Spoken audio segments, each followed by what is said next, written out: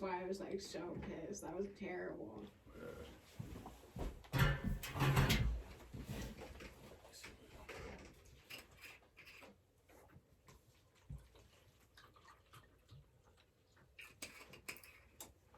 We good?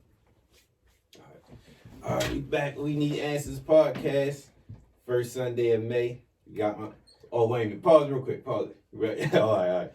So what name you go by? Because I was about to say Moody. I ain't. No, you can say Moody. Okay. You can say Devin Allen and Moody. Here. Some people probably don't know. All right. All right. So you said Moody or? Yeah, either or is fine. Right, I okay. still go by Moody. All right. I ain't want because I know you might don't go by. Oh, no. I ain't want to mess that up. No. All right, we back. We Need Answers podcast today on this first Sunday of May. We got my guy Moody in here. Shout out to Hang, DeRon, for putting this together. He came to me with this idea, and I was perfect. Every episode we try and highlight the city and everything everybody got to bring to the city because there's so much talent, so many people that do so much for the city, and he's definitely a part of highlighting the city, everything about it, and the good part about it. Like I always say on the episodes, we always get looked at for drugs and violence and shit, but even when it's on violence, I feel like your photography and everything that you brought to it is the show. It's a beauty to all this shit. So it's another way to look at this shit. So we got Moody on here to talk about his story and how he got to this transition to everything, the stardom, this blowing up, all of the Time magazine, the Steph Curry, everything that makes the cycle complete. So starting off, like we discussed before we started, I believe I met you when I was in Eastern Shore and I came home. That was like 07. Yeah. That's when you was hanging around all the guys. Everybody was clicked up. Yeah. And when I came home that summer, everybody was. This is when we was all out on the scene, the bowling alley, all that shit. Everything was everywhere. Yeah. So during that time, everybody was going through a transition from college to adolescence to men. Like we was going. This was around like niggas was 17. Oh no, I say 18, 19, around that age group. So everybody was growing up. So, like I said before we started, it was a thing of going from figuring out where we going at in life. From as adolescents to men. So when I said talking to you about how you got to this point with the photography, it was like I said, we was partying, we was bullshit. Didn't nobody really know where we was going with nothing. Like all we knew was partying and hanging out. So how did you get to the point of where you are now, like your transition into photography? Because that's like your number one. That's your baby, right? Like number one. Yeah. Okay. Yeah. All right. So how did you get to the point of getting into photography? Yeah, man. Like growing up, like I had a fairly like normal like childhood. I was spoiled, I had a real active, mother. My dad wasn't really around. He was ripping and running the streets, getting remarried. He was living life like he was 18. Okay. So he was in and out, and like I was like the baby, I'm like the oldest grandchild. Mm-hmm. It was like, no, I don't have any cousins the same age as me. Everybody either older than me or younger than me. So I was always by myself, and then like my uncle basically raised me like a son until like, he went on to have his own kids, and I think my life really started to change when I really got introduced to Baltimore because I was kind of like sheltered up until like probably like 13, 14. Okay. Where my mother kept me so busy. I was hooping, I was in karate class, I was doing a whole bunch of stuff. But then when I I would go, because like my family's like from, Liberty Heights and Garrison, Park Heights, and I got like, and then my aunts and my other side of my family from like the village or whatever. Okay. And because you grew up around Key, right? Yeah. So like where Key lived at, I grew up down the street because I went to Forest Park. I walked down. Right. I leave Forest Park, walk to his school. Yeah. He'd be at the little Catholic school right there. All Saints. All Saints, and I'd be like, yo, you still in school, yo? Everybody around that area, like that grew up around there, they seem to like know each other. Because it's a real. It's interesting. Like it's a real. It goes down around there. It goes down, but it's like everybody like would be so spread out. So you had dudes from like Liberty Heights and Garrison. You had Garrison and Bell. Yeah. You had dudes of Dopefield. You had dudes Midway. And it's real hidden. It's real hidden. You gotta know where the pot is at. It's like on the village, everything popping up and down the avenue. You see everything, but I definitely when I first, I ain't mean to cut you off, but real quick, when I first, because me and Key met later in life, and when I first started being around there, I used to be around. I was like, yo, I ain't know all this was going on. Bro. It's Right, so it don't hidden. look like it. Yeah, it's spread out. But go ahead, I'm sorry. Right. Yeah. So like when I was younger, when I found out how cruel Baltimore could be young. Like I still remember like when I was a kid, it was like Thanksgiving, and I rode with my mother to give my cousin some leftovers, and right after we left, they was down the junction. At the time when I'm young, I don't know nothing about the junction, nothing. But like some dudes, ran into my cousin's house, and they were brothers, and they shot the whole house up. Damn. Killed my cousin. My cousin got shot up, but he was lucky enough to he took the shotgun from one of the dudes and beat the dude up or whatever. And I just remember my mother, how hurt she was, and I never forget. Like my cousin, he was like the cousin that shake me up in my in the kitchen, and then put a cigarette on my hand, and I got just burned. Because he would be high cutting my hair, not paying attention. And that's when I figured out how cruel Baltimore was. But I'm like, well, my mother kept me sheltered, to the point she tried to not keep things away from me, but it was like she was trying to protect me. And then, eventually, I lost one of my friends when I was like 14, 15, they got killed. And then around the same time, I don't know if you remember Lil Umar. Yeah. So Umar got killed, and that was me and him was real tight, because it would be like me, him, whoa, I never met, but a lot of people fucked with him. Yeah, he was a good, solid dude. Yeah. Never tried to be nothing they was not. Always had good energy. And it's interesting when you were a kid, you don't look at it like that. You're like, I just like this dude. We gonna hang out, be together. We grew up together, whatever. I was like one of the dudes when I first went to county school. Me and him linked up or whatever. And then, I grew up with Hemi. Me and Hemi been friends since we was 6, because we went to church out the village. So me and him, with him being from the village, we leave church. We supposed to be in church, Sunday school. Me and him and Dad, we walking all the way down Edgewood. We looking at his brother. We going up there. We sitting in Kimmy's, or we going to Brian's and all that.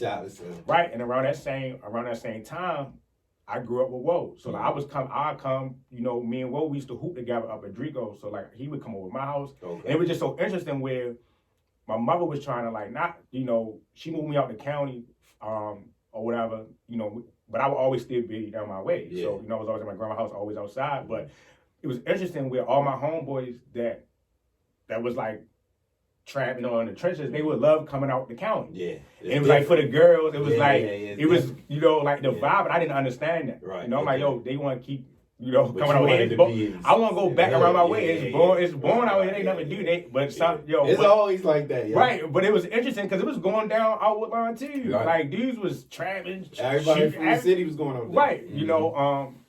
And I always was into different things. It was things that I would hide. I was into Dragon Ball Z and all that. When my homeboys come out, I took all that away. Yeah. Because niggas wasn't fucking with no, they pick on you for stuff like that. And that's kind of return.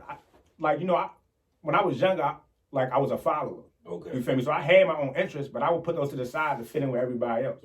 So, in middle school, my mother had, my mother from the hood. So but her mentality was, the lights is on, you got clothes on your feet, but you got all your necessities. But it was other things where, we wasn't rich enough, and so it was a lot of times I would have to sometimes I wear the same shoes every single day. But you get picked on for stuff like that. Yeah. Just for simple stuff. I'm not dirty or nothing, but I'm wearing wearing the same shoes every day. Like you said, kids are cool. Single mother. You feel me? And so when I finally started, that was middle school, and then once I got to the 8th, 9th grade, I just started plucking people. I'm fighting everybody. I don't care if I want to lose. You gonna stop playing with me. And then I got into fighting and all the time. And that's kind of how a lot of people know me. They're like, oh, Shorty kind. He's short, but he kind of retarded. I did hear that. He always fighting all the time. And then when we got to high school, I ended up actually I got put out. So I went back down my way. I was going to Forest Park. And then I linked up with a lot of dudes that I knew from around the way when I was younger, when I lived around there. And then I started selling weed, little stuff here and there, because I wanted certain things. My mother took good care of me, but there's certain things as a man I want my own. Right. Get my own. I started doing that, and then like I said, I had a follow mentality. So eventually that led to me doing stuff, getting too deep into things. And I don't know, around the time that I met y'all, I was running around with like Hemi, Teddy, Stewart, and all that. Yeah. And I already had knew Deron, from like being around Hemi. Yeah. So then when I would come around, he's like, man, you gotta come out with us one day. You gotta come down to the village, hang with us, and all that. And and at the time I was just hanging up guys and stuff. I was like, all right, bet. And then I came down. That's when I started hanging like with her, B, and then I knew Vincent since like middle school, and like little brother, like him and little Goldie, little Vincent. They was like my little brothers, so they was always with me. Everybody knew everybody. Right. So then like VI hit me with this like, yo, you gotta come to my cookout, and that's when the first time like I think I met all y'all. I met like you, Freaky, and everybody, and I was already like kind of hanging on, on Mount Holly with Herb and B. Yeah. So then after that, like that summer was just crazy. Like, when I was younger, I was never part of it. I went to Hammers like a couple of times with the docks. Yeah. I think I went to Extremes and like the tunnel. Like once in a blue moon, like on a holiday. Yeah. I wasn't really a party dude. I would sit outside all day. Yeah. And just chill with my homeboys. Like, but then when I started hanging with y'all, that's when I started coming out. Like, it was like every day somebody was somewhere. That's how it was, yo. That was a fun ass time, yo. Like, that was a good, a fun moment in my life. I think everybody that like in that era, everybody kind of was having fun. Like, even if you wasn't around us, like this was a fun era. Like that 07, 06, 08 era, that was a fun era. And I ain't gonna lie. When we first came around, I wasn't happy about it because, and we never really being honest, we never locked in like that, but it was because I was a possessive ass nigga, yo. I was like, yo, y'all hanging around niggas. I ain't never, but I'm like that to this day about like certain shit, but in maturity, growing up, like, and it wasn't about nothing anyway, so it wasn't nothing to be tripping, but it's like, that goes to say, like, just growing up and learning yourself and just learning about people and how the world works. It's like everybody come in your life for a reason. So no matter if we connected back then or if I ain't connect with it, because, 1,000 niggas was running with us then, and I ain't know every single person. We was so deep because you had like Body and Dami and them with us. Yeah. And then you had like Milk, Ferg with us. And I grew up with Ferg too. Right. And then then you had like Greek and all everybody that bought somebody else. So it was like you don't know who you with, but exactly. It was all love. All love. It was always peaceful. Yeah. And then it was like the funniest moment for me. Because I was always quiet for real, and I mean, you remember me and Larry got into it? I heard about it, I wasn't there. You weren't there? Yeah. And that's how that actually built, I feel like that made me and Larry, we got tighter, and we were young. Yeah. And I was real quiet around that time. He had me fighting everybody. Oh yeah, because he had me fighting. He be a fighter, so but me and him, like, we know how me and him got this thing where it's like, we like brothers. That's like my mother called him son, he come over my house, what's up, Mom? Yeah. What's up? And so like if he fight, I don't care if it's 1-on-1, and he can handle his own. Yeah. I'm swinging anyway. Yeah. That's how we are. If we get beat, we get beat together. And he known for fighting. So hope y'all know. Man, I watch I'm not gonna say no names. I watch him knock a lot of dudes out, yo. And I'm like, yo, I'm like, yo, leave that boy alone. Just leave him alone. I did, but I remember what you talking with Larry. But one thing I will say about that, and I'm not on no just because you hear type shit. One thing I will say about that. One thing I know about Larry, he want to keep it real. And after that shit, he never said nothing about nothing. He said that he showed, like, he said what happened, gave respect, and that was that. Yeah, so it was a misunderstanding. Yeah. Just terminology. It doesn't, and the way people talk. The village got certain words, slang. A lot of people don't know bit. People in the village are saying that like early 2000. Right. Hang, bit. You would think it's drugs, and you might be saying I'm going somewhere. It's exactly. Two different things. Right. Yeah. So like it was just like me. We was basically hot at the same girl, and the terminology that I use like. On my way, we might say, oh yeah, my nigga is bitches. Yeah, but we not calling you bitches. You got bitches. You got bitches. Yeah, bitches, right? That boy is bitches. The way Shorty took it and played it back. She played it back. So like, you know how that goes. Right. So I think we all going out. Yeah. All right. It's typical Friday, and then my thing is like. So Larry, like, we had words, right? Larry got a slick mouth for him, right? That man got a mouthpiece. That boy, Larry always been slick, yo. Yeah. You feel me? He remind me of Mekhi Phifer. Like Okay. when he played Mitch, Money Okay, Making Mitch, okay, yeah, he yeah, always yeah, had like yeah. that Yeah, swag, yeah, you know. yeah, yeah. So he was something. Yeah. So I ain't got nothing to slip back. So I just was like, yo, what you want to fight? You only know what to do is fight. What you want to fight, yo? Yeah. You want to get something on your chest? And I'm Right. thinking, yo, Larry, wait, at the time Larry had that weight on him. Boy, I'm yeah. like, yo, this boy about to put me down. And I'm like, I ain't going back down. Yeah. We scrapped about it, and then boom, That was that. we scrapped about it.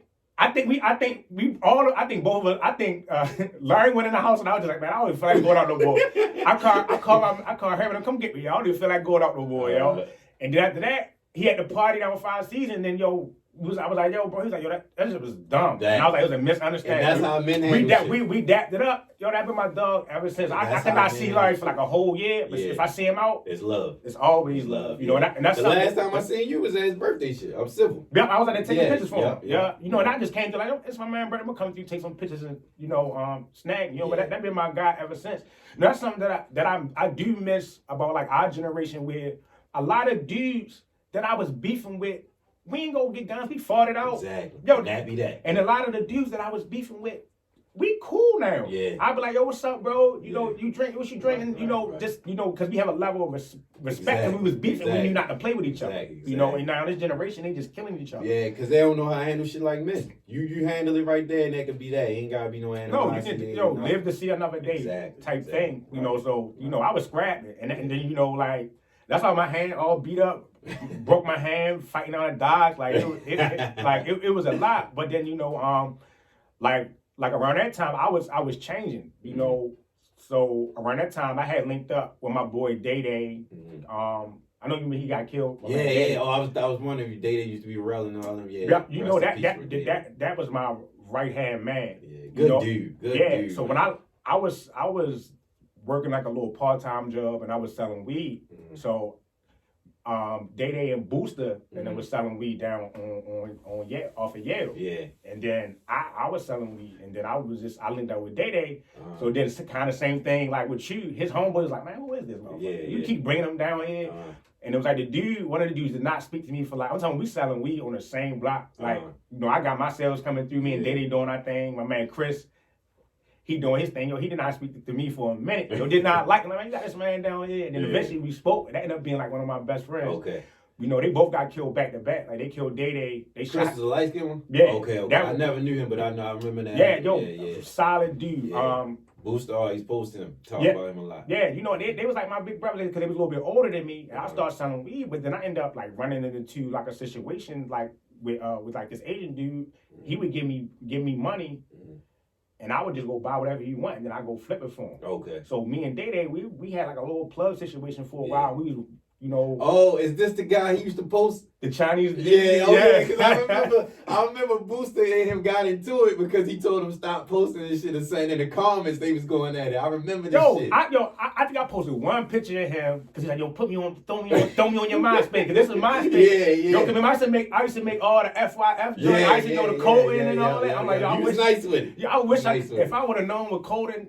What was back then? Back in like I multi-millionaire now, yo. Deron hit me like, yo, throw some words in this picture real quick. So he's like, yo, put me on your MySpace or whatever. But Day Day would post him all the time. Yeah. And I'm like, the dude, I don't know if you remember Shane's, they used to be first man around the whole breakfast spot. Right at the corner, the little joint, yeah. Yo, that was his mother and them, and father on that. He's a little Asian dude, So I'm like, yo, bro, people gonna run into him and gonna make it hot. Yeah. But yo, it was crazy. I really felt like I was living in a movie for a short period of time. Like, yo, we would have meetings down there. What's that penthouse that strip club? The strip club, yeah. Yo, it was right by the jail. Right by the jail. Yeah. Yo, his sister worked in there, so we'd go in there. Yo, he'd give me bread for like a month. He was just taking us out. I guess he was filling us out. And, he was taking me down. Mind you, I'm like 18. So he's taking me down Lotus. Yeah. He taking us everywhere. We're not paying for nothing. Okay. And we were just partying. I'm just like, yo, I'm tired of partying. When we really gonna start working? Yeah. And then when he started throwing the money, Day Day buying chains and all that. I'm just like, yo, like. I remember this, yo. That's crazy, yo. And my thing is, I kept it like real low. Like Day Day would be so loud about it. Yeah. And I'm just like, I don't want nobody to know. Right. Because just like. At the time, I'm not even, like dudes were young, like a lot of dudes jump off the porch, start hustling when they like 13. Right. I ain't start hustling until I'm late. Yeah. So like dudes is like my age putting up numbers on the board. Like like all like I remember like all the dudes down the avenue putting up numbers, saying younger than me. That's when they was hot. They was hot around there too. And I'm just like, man, look, I don't nobody know, but I was doing my thing, and like I was always, it was something that I didn't want to do. They wanted to be a big time drug dealer, and I'm just like, nah, like I'm good on that, bro. A lot of niggas fall victim to that shit, bro. Like I got out of it real quick. It started getting in to the point where like me and the, people not paying me, and I'm one of them dudes, I fight you all day, but I don't like guns. Like that's just not, I lost a lot of dudes young, so it was just, I don't believe in, I never felt, you gotta do like something crazy to me for a minute, take a life. You gotta sit with that. I feel the same way. So, it get to the point where I ain't gonna lie, like dudes owe me money, and I'm just like, yo, you messing, you not, to the point of plug, like, I'm gonna do this and I'm gonna do that, and I'm just like, and me and him ain't understanding because I'm not a dummy, I'm very intelligent. Yeah. So like he didn't, like it got to the point like me and Day had issues because he didn't want to talk to Day. Okay. So like talk to you. He'd come scoop me and he'd be like, yo, tell Day stay home. And it was like, yo, what you want me to do? You want me to keep dealing with him, right? Yeah. And then Day always looked at me like a little brother, but I started coming into my own. Yeah. And around this time I found out like I had a daughter on the way. Okay. I was scared. I thought my life was over. I'm like, I'm not ready for no child. Like I'm like 19. I'm like, man. Yeah. And then, but at the same time, it's like I know the hole in my heart that I felt that my dad wasn't around. Okay. And how it affected me and how I now that I live long enough, I'm 32, about to be 33, I can go back and look at it and see a lot of the issues in my wrongs when I am younger and reflect on it, right, and not having a dad role, I had so many big homies, that's my big, and I got out. Like I gave Day your number and said, I'm done. I paid my debts off, and then that life was never for me anyway. Okay. Like I was, like some of the stuff that I seen and how dudes was carrying it, and like I just like that's not. It was never me. Yeah. And that's the moment when I broke like that follower. Okay. Mentality. I was like, man, I'm standing on my own. Yeah. They cussing me out. Like, yo, how you going? You just going? I'm like, I don't want to do it no more. Yeah. I gave them all the work what I had, and I said, yo, I'm done. I'm like, yo, that's not even for me, man. Yeah. It's like, yo, what you gonna do? I'm like, I'm gonna go get a job, but I'm gonna figure it out. But I didn't know what I was gonna do at that point. I wanted at least to get my life together because I didn't want to get locked up. Yeah. It's good that you stopped at your own because it could have stopped from somebody else's power, and then it could have went in another direction. I'm not trying to be in. I think the last time I got locked up with Day in 2009, and the knockers got mad. They didn't find nothing. And then they put something on us. Then we had to go to court. It was like a CDS violation. This fool Day, right? Like I ain't playing. Like I'm not trying to go to jail. Period. Like so we both be like somebody got to take this charge. So we both took it. Yeah. The way they did us was they put the CDS violation on both of us. And they lied about how much we had on it because we actually didn't have anything.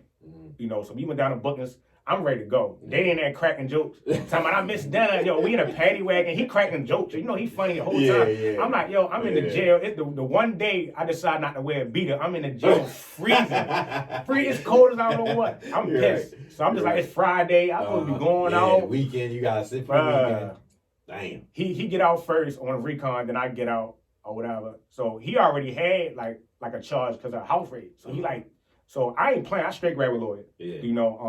They like, you got to take the charge from me. And I'm like, yo, I cannot take the charge because their charges with the same thing. Right. I can't take the charge. Right. Like they put it on both of us or whatever. So he got mad at me about that. And then we got into a real bad because so we go to court. Mind you, I had like a couple juvenile issues, getting for fights and stuff, but I don't have no adult charges. Okay. So it's like, oh, I was easy. I already knew I was gonna get a slap on the wrist. Yeah. You already got a charge from a house raid. They gonna try. I'm like, you grab a lawyer, bro. Yeah. I mean, I'm good. So look, I grab a lawyer. No. So look, I'm like, man, look, my stepfather works security. I'm like, put that security uniform on so they know you behind the badge, like you in the badge or something.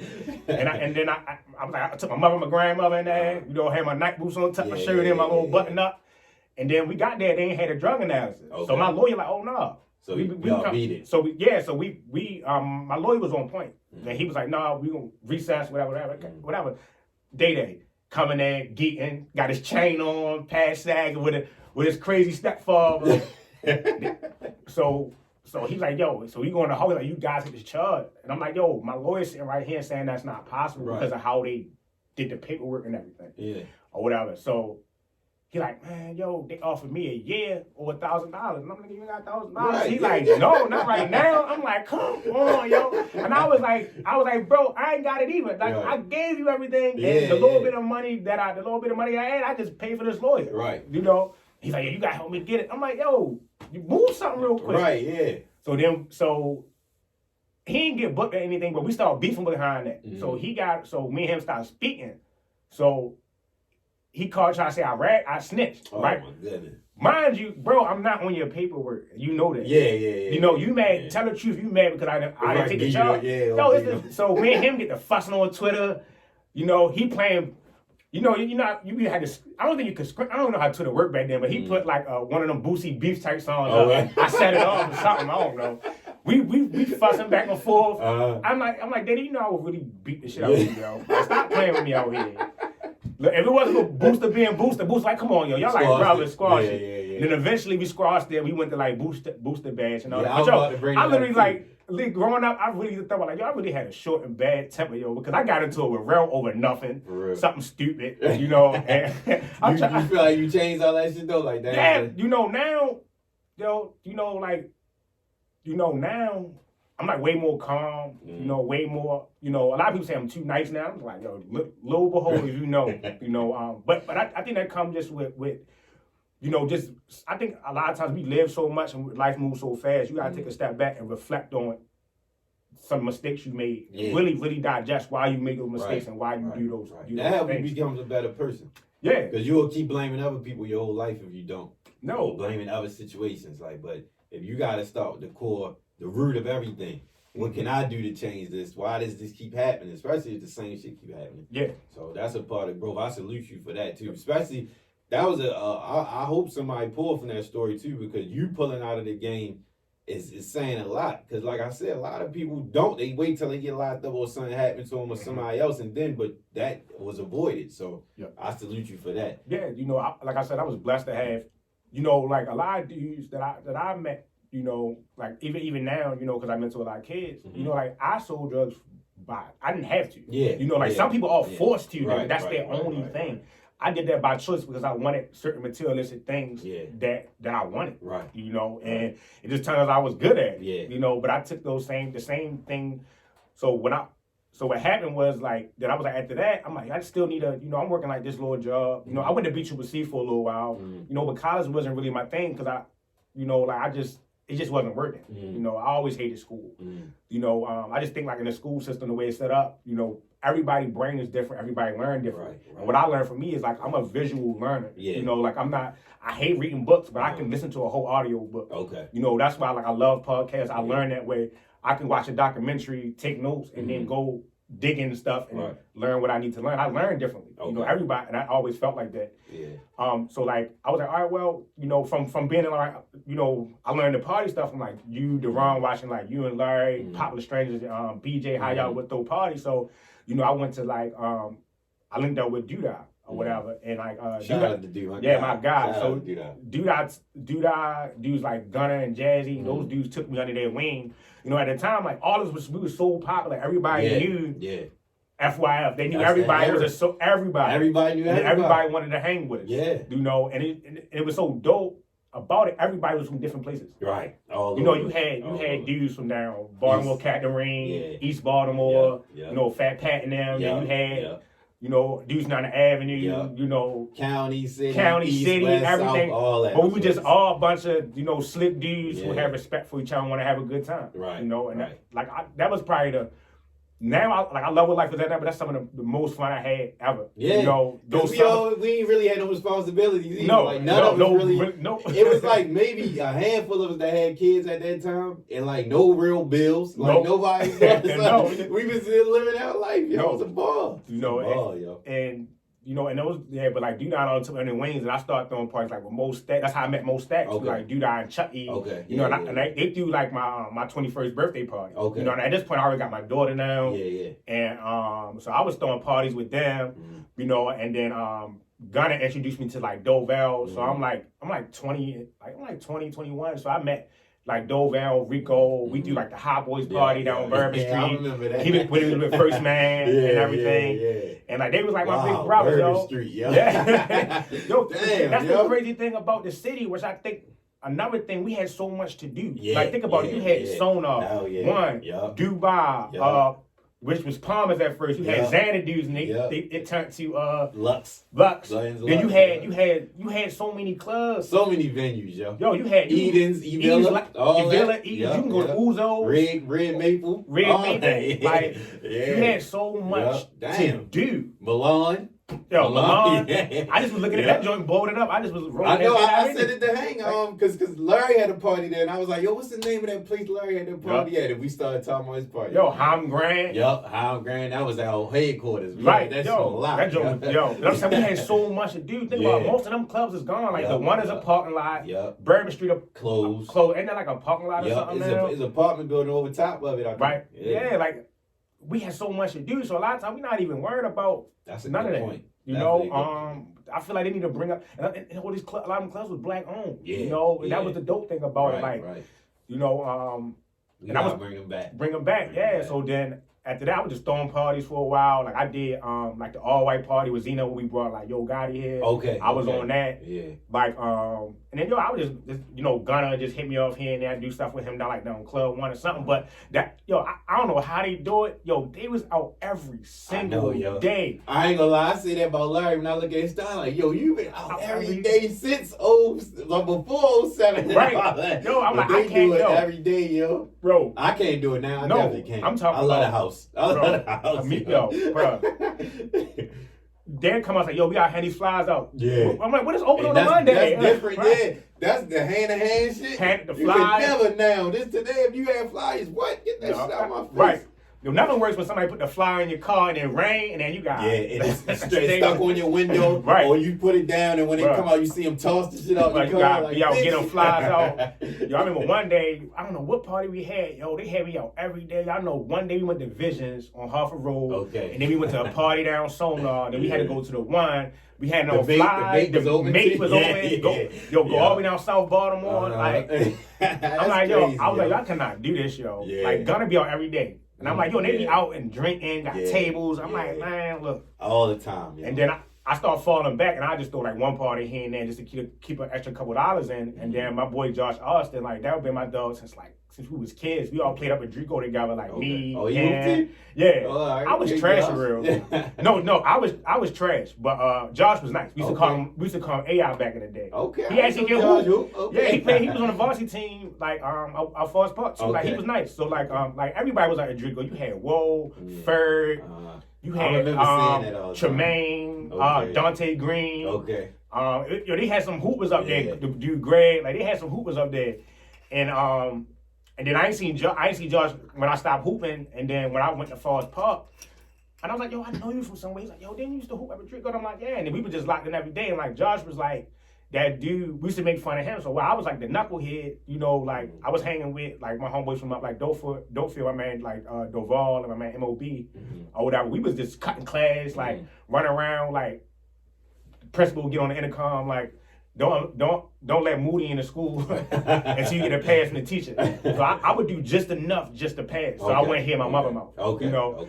But Josh was like a straight A student. I'm talking about like this dude would have like the water backpack with the army shit. I said, I'm going to the army, running around, running up and down Libby Heights and Garrison Job. Yeah, he went to the army, right? Right. And I'm just like, we made fun like, why you want to go to the army? You want to die, yo? Like, what you doing? But he was taking this serious. I mean, I was running every day, sipping water out of his backpack. I'm like, with the little Army Reserve shorts on. I'm like, yo, he was serious. He was serious. We used to make fun of him or whatever. But that was my guy. So he ended up going to, I believe he went to Iraq, and I ain't seen him for some years. And when he came back, yo was in the poetry, and he was like writing poetry. And he was like, yo, I want to do a poetry night. This, thing, the third. He was like, yo, you know, half the city. He was like, yo, y'all parties be jamming. We should do poetry night together. And I'm like, man, I don't know nothing about no poetry. I know Maya Angelou. That's about it. You know. He's like, no, trust me. And this how he got me. He said, yo, come on, you know the ladies love the poetry. And I was like, what? Let's do it. Let's do it. Right. And then we was trying to find a venue, and he found a spot called the Moore. Okay, I remember that. Yeah, so he had a mall right across from Hollistown, but I was already hanging down there because I was going down City of God. Okay, yeah, right across in the market. Yeah. Okay, So and the mall was like right next door. So I was like, yo, yeah, my people's be I down there. forgot about the mall, yo. Yeah. Man, I remember I went to watch a fight. I went to watch a fight down there one day. It was a nice spot. Yo, yeah, it was. Black owned, Damien had. Yeah. Okay. So we started doing down there. I was like, yo, what can we do? So we started off like Tranquility Tuesdays. So we do something like every other Tuesday. And we had this like around the time like you're taking me back, yo. Yeah, we had a ball. So the first event, it was literally like his girl at the time, a girl I was talking to, and they two homegirls. It was quick as a day. Okay. But Josh still got up there, said his poetry, whatever. Yeah. He's like, man, give us some time. Yeah. Following week, banging. Yeah. I'm like, nothing the girls down there. Nothing but women banging. Yeah. I'm like, I like this. So I would just sit at the bar, chill, and he'd book all the poets. Okay. And then I was chilling, but we just split the money. I think we was charging like $5. We was cleaning up, and then eventually we did like 10 for dudes, 5 for girls, and then we do like little giveaways. Around this time, Sweet Walters had came out. Okay. So we was out there joint giving away Sweet Walters wine. They didn't even have a rosé yet; they just had the red or the white. So he was just giving away free bottles and all that. Yeah. So then eventually, John's like, "Come on, yo!" He's like, "Yo, we split the money 50-50." Because at this point, every Tuesday, we was making it easy, like 500. Okay. A piece. A piece.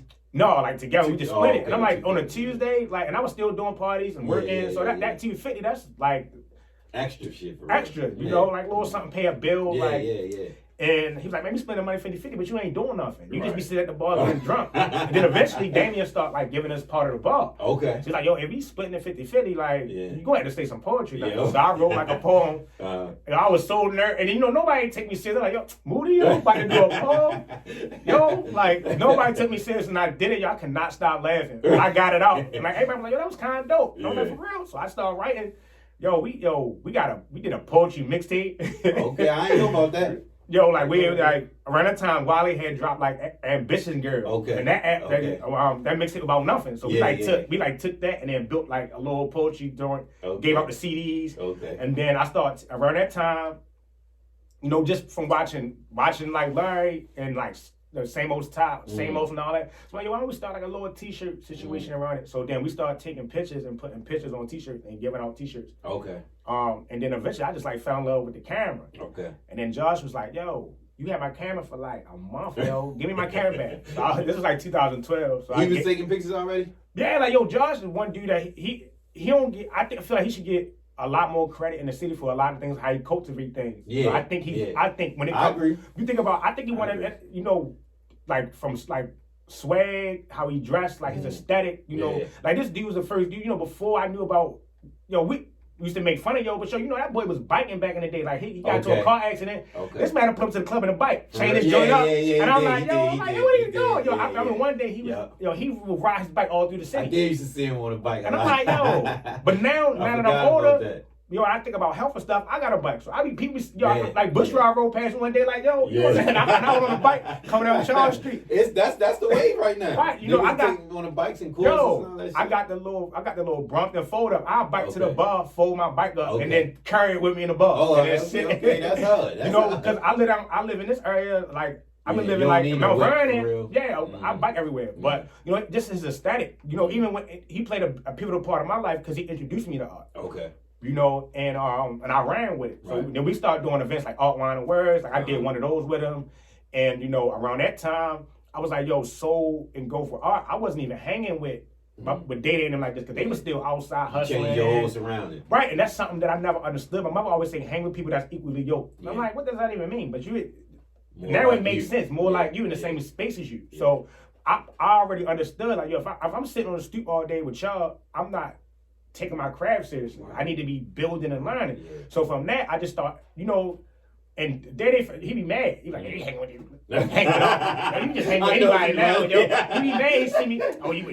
He hit my phone like, where you at? He's like, oh, you with Josh? Yo, this is like, like, come on, yo. Yeah. I found myself, I would sit down City of Gods all day learning from like Frazier E about the clothes. I would buy my t-shirts from them, to make my t-shirts, and they taught me that. And then around the same time, Amore had closed. So then we had to go to, remember Tony's Diner? Yeah. So we had to go to Tony's Diner. Tony was lit. I had a party there. Yeah, Tony's Diner was lit too. So we went over there. And around this time, Twitter was banging, so I started meeting all different types of people from Baltimore. Yeah, You know, Twitter had like its own little scene. Community, yeah. Right, you know, like I met Asia off there, like YSL Proms. Okay. Like that's my girl, so we be on Twitter geeking all day. She was on the show too. You know, shout out to her. Strut. I used to shoot when she was doing Affordably Expensive. I was shooting on her stuff for. Okay. You know, like even was Vaughn around y'all?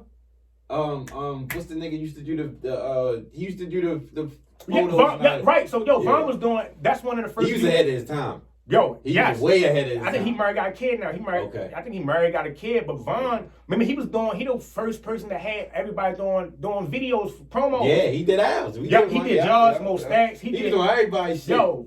All the pictures, the Jerry Richardson shit he was doing, the picture with the white background and all that shit, he was on another level. Man, he did everybody's like, because a lot of people don't know, like one of KS first parties was with me, TC. Okay. We did Wall Street for like a little joint. Okay. And we did the Sheraton. Oh yeah, I remember that. Me, it was like me. The one downtown? Yep. Okay, like, I remember it was that. me, T, Danny. Danny with the dreads? Yeah. It was a couple of us, Yeah, okay. And then so like around that time, like then I met Da Vinci Tattoos. The girl that I was dating at the time put me on. She was learning how to tattoo. She was like, you gotta meet Da Vinci, but everybody knew Da Vinci up in Park Heights, all that, because he was tattooing the whole city for years. Yeah. So I was like, oh, I know yo. And then, and then I met Rags, Tim, Pootie, and all them through Da Vinci. And those dudes started giving me books. So I learned about Andy Warhol, Basquiat. Them dudes had me painting. Like, and I'm just like, when I mean they really took care of me to the point where they gave me a space to create. Because I ain't had no studio or nothing. They had a building on North and Calvert, and like, it was an old salon. So then we started hosting to make extra money, because at the time people wasn't like the stuff that I was trying to do. Most people, when they look at a photographer, it's a dude taking pictures in the club, stuff like that. But I told myself, I wanted to be one of the greatest photographers of my time. Okay. That's what I set out to do from the beginning. Okay. And I found this artist, photographer named Gordon Parks, and I said I want to be the next Gordon Parks. Like he was shooting Muhammad Ali. Then he's like one of the first black photographers to shoot for Vogue. He directed the first Shaft. He's the first. I was about to say, I know that name sound familiar. Yeah, he just was the GOAT. Okay. He put other black photographers on too. And I was like, I want to be the next him. And then Da Vinci and Ragnar was like, well, you need to learn this and learn that. So they had me painting and all this other stuff.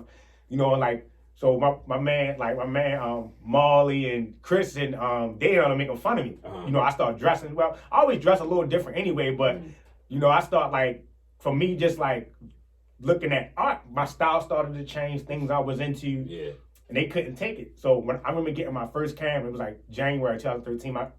Nobody told me how expensive photography was, and I went to go get it. They wanted like 2 G's. Dang, I was the like, camera? Yeah, with the camera with the lens and the SD card in the bag. I was like, oh no, I ain't got that. So I went to my grandmother. I was like, yo, let me use it. You got a Best Buy credit card, right? She's like, yeah. She's like, you want something? I'm like, yeah, I want to use it. Like, and I went and got a camera. I got my like a little like Nikon or whatever, and I just was shooting everything. Like I take the camera outside with me. What year was this? 2013. Okay. I started taking pictures in 2012, but I was using Josh camera. Okay. And I was just watching YouTube tutorials and reading books. And what really made me take it seriously, like at one point in time, me, Day Day, and Chris was inseparable. If you saw Day Day, I wasn't too far behind. Right. If you saw Chris, I probably was down the street. Right. We would be on Yale and Potter all day, or we would sit on Saratoga and Fulton all day. Yeah. And I remember I was in a house with my daughter, trying to teach myself Photoshop.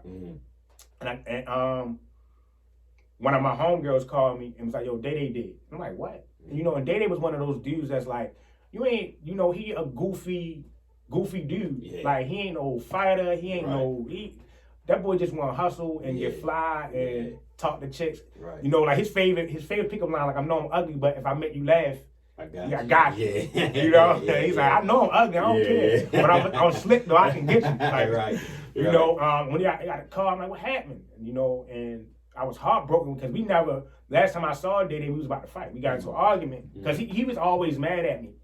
Because I wasn't around as much. But it was at the same time, the space that I was in, I'm in a learning state. You outgrew that stage. Right. I never knew what I wanted to do in my entire life. I finally got something that I feel like is mine. Yeah. And it's my thing. Right. And he just never understood that. Okay. He didn't understand the transformation I was going to. So the last time we had an argument, it was something stupid, you know, and like G Songs broke it up. Okay. You know, that was my dog too. Yeah, and shout out to G. Rest in peace. And then he didn't understand. So then I went to go pay my respects to his mom. Like I literally was sitting in his bedroom at his grandmother's house, me, him, Chris, and Chris' cousin Shy. Like I never seen Chris cry. He like one of them serious Muslim dudes. Like he don't play. You know, and like I hugged him tight, and when I hugged him, I could feel the gun and poke me. And I'm like, oh shit, yo. I'm like, what you about to do? He's like, man, I don't care. They took my dog. I'm gonna figure out what's going on. Because at that point, all of us had kind of grown apart. Where Chris was more hanging down his way. Day was hanging. I think around that time he was hanging like on, you know, around his way on like Baltimore Street, Bentlow. And he was hanging with, I don't remember like Lil Chili. He was hanging with Chili a lot. Yeah. Shout out to Chili crazy. I ain't seen Chili in years, yo. I think he's still locked up. He always locked up, but and you know, so I'm telling him like, yo, we don't know what he was into, what he was doing. You know, like, you know, it might be something from around his way. We don't know. You know, like let's take it slow, figure it out. You know, I'm always the level head one. Like let's chill out, chill for a minute. You know, because if it's a fight, I'm already ready to go. But then when you talking about taking a life, or we get to that point, we beefing where you want to take my soul. You know, like that's some serious stuff. Right? Let's chill. And I said, bro, let's go. Same thing. I gotta go take pictures down with Ray's and Da Vinci because they had like a little event or something. So I'm like, yo, look, meet me at this address. You know, we got the hookahs. I'm gonna grab some bottles. Around the time, everybody was drinking Ciroc. So I was like, I'm gonna grab like a fifth of Ciroc, and then we gonna chill. You know, I leave. I tell them to go pick Marley. I was home with Marley. So I'm at this. I'm taking pictures. I'm like, yo, you never hit me. And then the cousin finally hit me like, yo, I'm on the way to the hospital. Chris got shot. Damn, I ain't know it happened that soon. Yo, back to back. Wow. Like the next day. Daddy got killed Friday. Chris got killed Saturday. On some retaliation type shit. The same dude. You did both. You know, so I ain't know that. Right. So, mind you, when Dede got killed, his sister found him because he died right. They shot him up right in front of his grandma's house, like or whatever. And then so I go grab my homeboy. I rush down the hospital, right. So I never forget as I walk to the joint. I say I'm here to see Chris Samuels. As soon as I look, Booster's now baby mother is walking up crying, and then they just point to everybody in that room. And I already know if you're in that grievance room, that's what it is. So she he gone, right? And I never wanted to kill nobody, but that day you felt. I felt like it. You know, but I mean, it broke me. That's a lot. And so I didn't know what to do. You know, and all I remember Chris' mother saying, and then I wanted to see the body, but he got shot in the head. So this is the first, and the crazy, I never met Chris' mother. The first time I met her. And she said, I knew my son loved you like a little brother. He talked about you all the time. Please don't retaliate. Let this die with him. And I'm just like, man, that was the same energy you had from the jump. Right. And then the thing is, when I finally found out what happened, it was crazy because it was like, Dede's sister left out the house. Mind you, we told her to stay in the house till we figured out what's going on. Chris went to go look for her and then found her walking back from the corner store. So Chris like, oh, come on, we're going in the house. So as they walk up the street, she tell me like a dude speak to Chris. Like, yo, I'm sorry about your loss, blah, blah, blah, blah, blah. Dat Chris up. And when he turned around to go walk up the street, shot him in the back of the head. Damn. That's and that's what his sister told me. And because I went looking for her like a couple days after that, and she told me what happened. And it just was a lot. But I mean, Dede was close to the point where I hooked him. His second baby mother is from up my way, and I hooked them up. Okay. He's like, yo, who you got to put me on, yo? And I was like, I'll put him on or whatever. But that was the moment where I knew I was on a kind of new. It's selfish, but I knew I was on the right path. If I was not into photography, you was getting away from that. Like if I wasn't adamant about going to take pictures, I would have never. I would have never been here. I probably would have been with Chris. And the crazy thing is, when all that happened, he was in the car with me. I ran in the house, hollered at him. He was out. He in the car with me.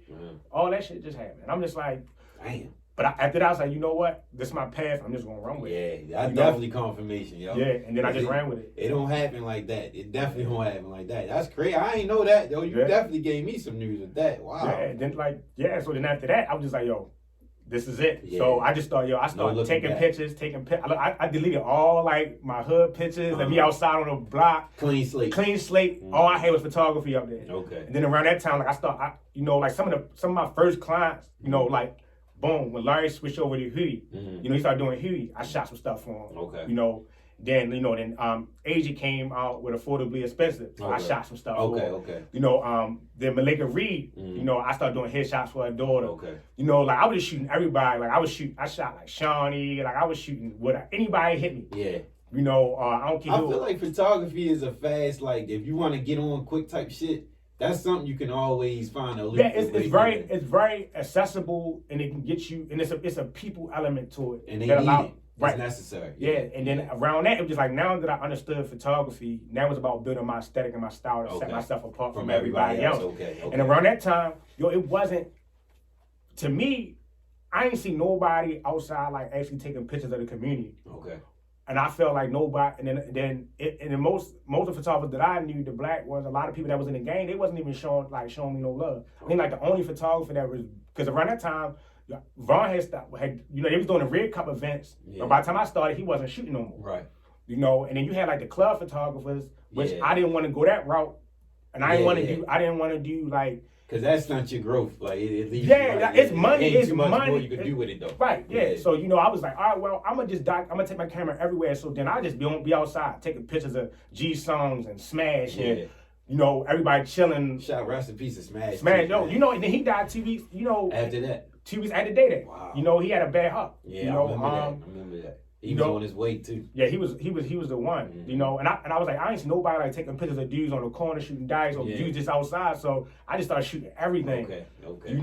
So like around that time, crazy thing is back in like 2011. You remember Sean Gamble that used to be with Heaney sometimes? Remember he got into that altercation with the police. He got killed down Select. Yeah. The off-duty police officer, they got into it with the off-duty police officer, and when the off-duty police officer pulled a gun out, on-duty police officer started shooting at the crowd. Okay. They just seen a black dude with a gun the whole time. Okay. He was a cop. Okay. They ended up killing Sean in the mix. Damn. And I remember everybody was going to go protest and all this other stuff, and my mindset then was like, man, this life, man. Yeah. Like at this point, I done lost so many people. Yeah. That happened in 2011, but I was like, at that point, a lot of dudes had died at that point. And it was just like, that's life, man. Like it is what it is. Yeah. You get numb to it. You get numb to it. You feel like you can't change. It's just like it's just a part of it.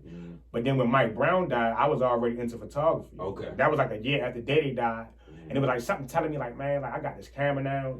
I should use it, to shed light on things. So I went to like my first protest. I was like Mike Brown. Okay. And I went down there and shot the protest, everything, and it was like I never seen nothing like it. Right. Like seeing it, black people together, white people together, all different types of people holding signs and stuff. Like you see stuff like that in movies and stuff, but to be in it's a little different. The crazy thing about it is it happens every era. Like before this, it was Rodney King. Before that, it was the shit in the 80s and shit when they was doing all the looting and rioting and shit. But this era that's when it started kicking off for us. Yeah. So you definitely a part of the history of that. Cause I know it's star photographers from every era. It is. And then from just like my knowledge, understand, I start like, all right, well, this is where I get my voice. Okay. Like it's. So I'm like, I'm gonna just go. And then I did it. I couldn't get none of my work published. I was sending it out for free. Okay. I couldn't even get no response back. I'm like, damn, my work must suck. Yeah. It must not be that good. But I'm like, and I was about to quit. I was like, you were sending it to like at magazines and shit? Yeah, like all local stuff. Like City Paper, Sun Paper, or whatever. I used to like City Paper. Yeah, rest in peace, City Paper. That was the one. They was the real one. Yeah. I like that shit. I used to like that shit. I used to definitely fuck with you. So I just was like, my mother like, man, keep pushing.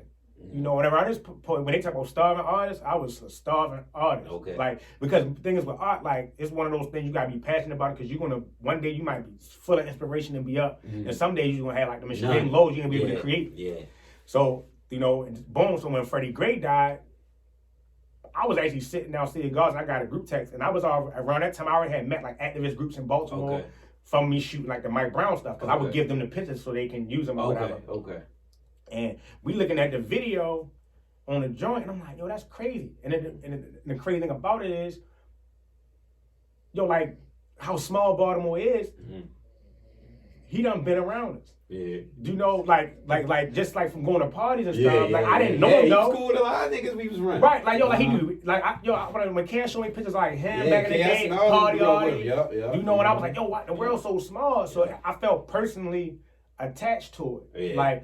Like I'm going to every protest. Yeah. You know, and then when I seen the video, the world was so small. The lady screaming in the video saying his leg broke, his leg fucking broke. That's my homegirl. We went to Falls. She went to Falls Park with me. Okay.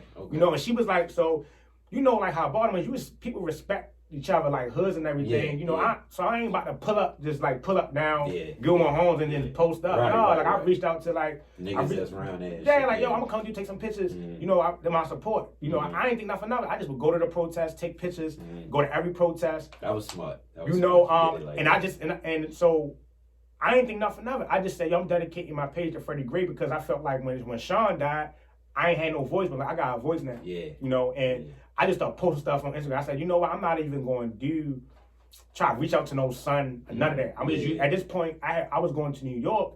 I would print my pictures out, write my name on it instead of doing business cards. Okay. And I would just go to New York, go to different parties. Like I ran into like Virgil at a weird art gallery, took a picture of him, gave him like a photo, wrote my name on it. So like, but I would write my Instagram name on it. Okay. And people like, yo, what is BY, Deviant, LLN? I'm like, it's just by Devin Allen. I just did the vowels out. Yeah.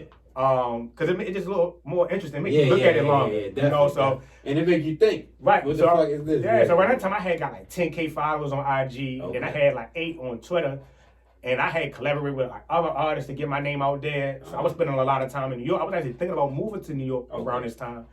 And then, so when Freddie Gray happened, I just started posting my pictures, right?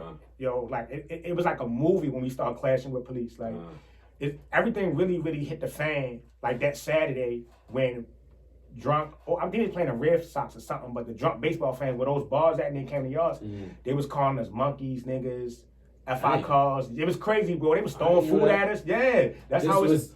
This was the Saturday before Freddie Gray funeral. Okay. So they was on the tip because of what happened. Right, because they was mad because the protest was so big and so mad. They shut the game down. It was shutting everything down. We shut the game down, so the game was going on, but nobody could go. So they was mad about. They was throwing food, peanuts at us, everything. Dang, I ain't so know that. now you got the older people just like whatever. Yeah. The young dudes like, who you that. talking to? Yeah, yo, it's a rail between. I got pictures like a rail, and you got the white people telling me, what you gonna do? What you gonna do? Next, you know, everybody getting plucked. Right. The young dudes start plucking everything, yo. Right. It's to the point that protesters is trying to protect like older white people. You know, like one old white dude tried to grab one of the young dudes. He had to be like 60, yo.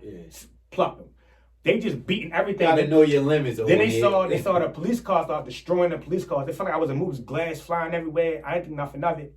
And what I would do is I wanted to move faster than media because you already know Baltimore already got a bad. We talked about it earlier. We got a bad rap anyway, so I knew they was going to demonize us anyway. Right. So I wanted to move faster than media. So what I would do is I would before they could put it out. Take the pictures in black and white, and then I would Wi-Fi onto my phone and post while I'm out there. Okay. Oh, that so was smart. That was I seen this dude run past me. I'm like, yo, where's your going? The whole time we so focused on destroying the police cars, we don't even notice that the police and riot gear have formed around us and blocked off Camden and blocked off Pratt Street. Is this when the whole flipping the car shit happened and all that? Yeah. Okay, Cortez did that shit. Yo, look, so let's talk about that. So look, let's talk about this, bro. It's a long time ago, so he can't even get in trouble. Yeah. So me and Cortez go to the protest together. So I said, yo, bro, if it get crazy, have my back, right? Okay. So the whole time I was shooting, he was like right behind me making sure I was good. Okay. Right? So I turn around, he done.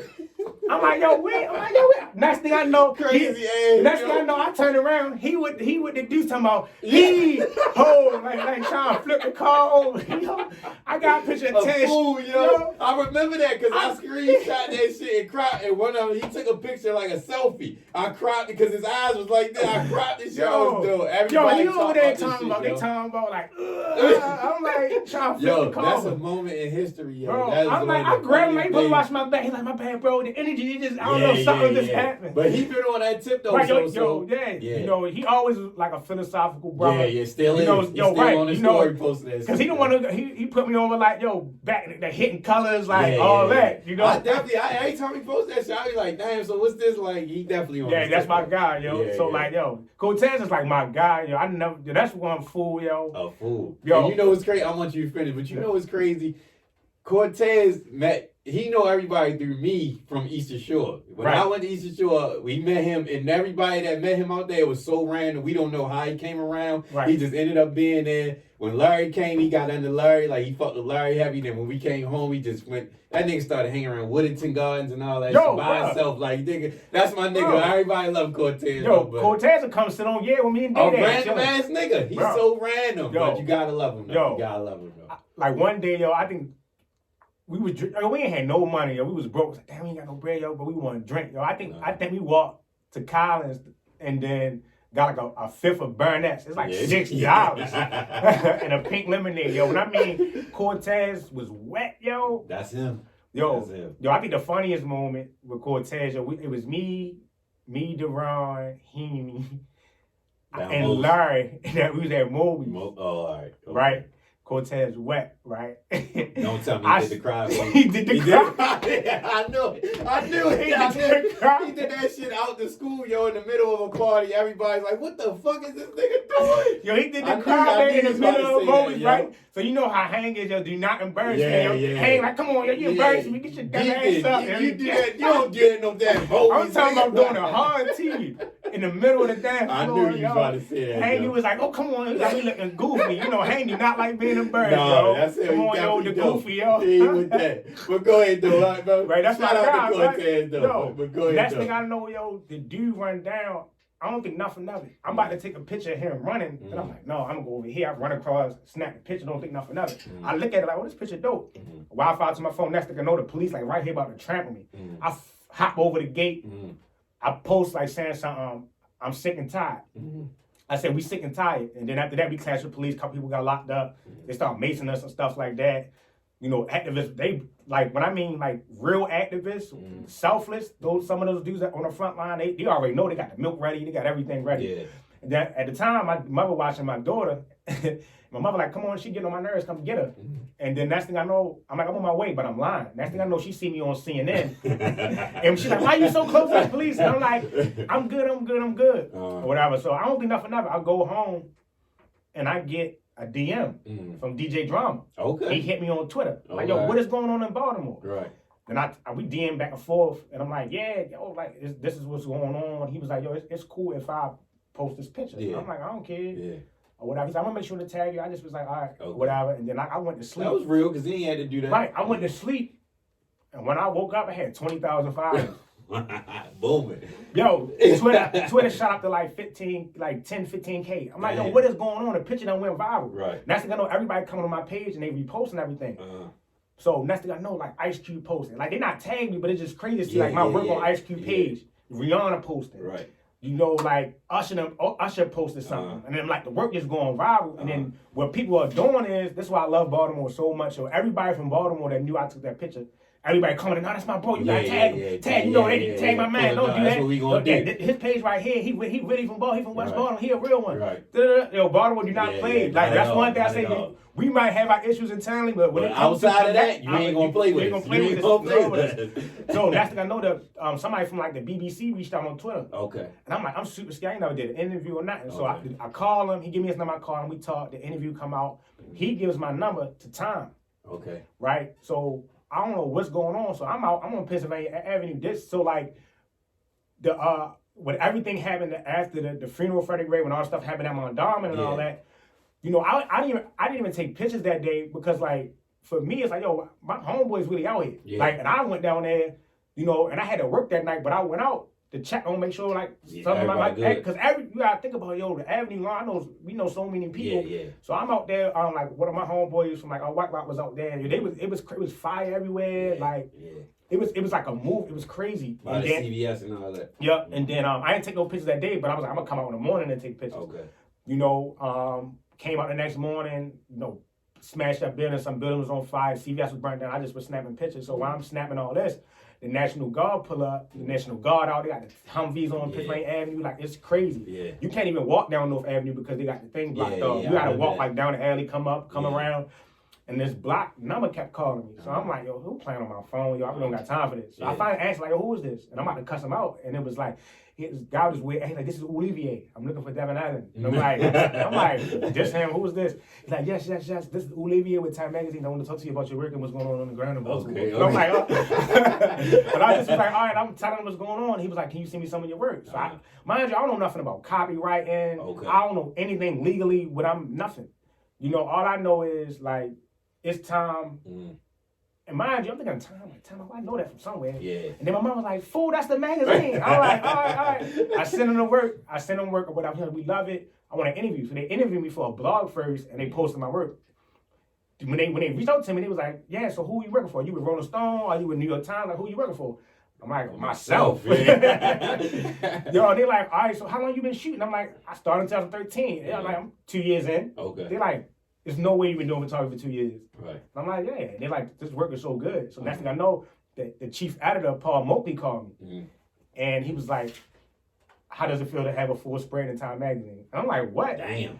And I'm like, cool, but I'm like, what's the narrative though? Because I know who's writing it. Yeah, you know? true. So and I was like, yo, I want the truth. He was like, oh no, we're gonna tell the truth. Right? I'm like, all right, well, I want to see what's written first before I agree to anything. You know, because my biggest thing is controlling the narrative of my community. Right. You know, a lot of times outside voices dictate the story. Right. Whereas though, no, I'm giving you first person accounts. Like I was there. Right. And then you know, we was on the phone all the time for weeks to come. And then he was like, is this one picture guy running? Send that to me. I love it.